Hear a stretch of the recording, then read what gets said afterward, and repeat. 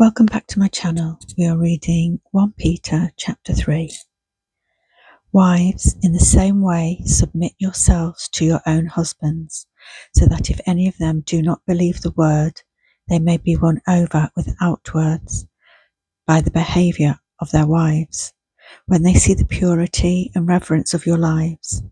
Your beauty should not come from outward adornment, such as elaborate hairstyles and the wearing of gold jewelry or fine clothes. Rather, it should be that of your inner self, the unfading beauty of a gentle and quiet spirit, which is of great worth in God's sight. For this is the way the holy women of the past, who put their hope in God, used to adorn themselves. They submitted themselves to their own husbands, like Sarah, who obeyed Abraham and called him her Lord. You are her daughters, if you do what is right and do not give way to fear. Husbands, in the same way, be considerate as you live with your wives, and treat them with respect as the weaker partner and as heirs with you of the gracious gift of life, so that nothing will hinder your prayers.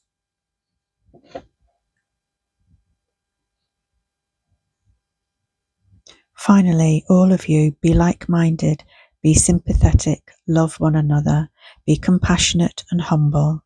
Do not repay evil with evil or insult with insult. On the contrary, repay evil with blessing, because to this you are called, so that you may inherit a blessing. For whoever would love life and see good days must keep their tongue from evil and their lips from deceitful speech. They must turn from evil and do good.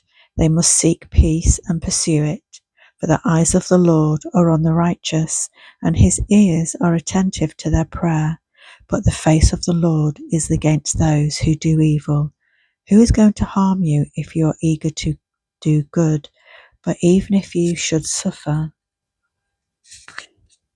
for what is right, you are blessed.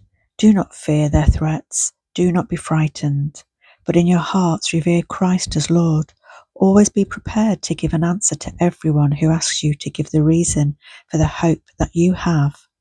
But do this with gentleness and respect, keeping a clear conscience, so that those who speak maliciously against your good behavior in Christ may be ashamed of their slander.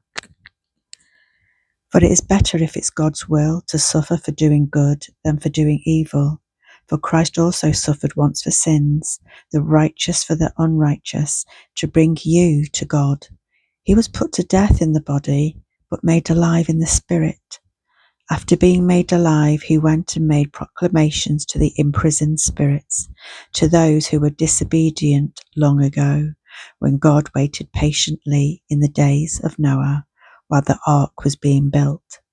In it, only a few people, 8 in all, were saved through water.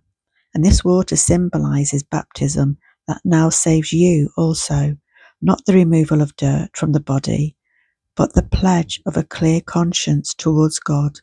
It saves you by the resurrection of Jesus Christ, who has gone into heaven and is at God's right hand, with angels, authorities, and powers in submission to him.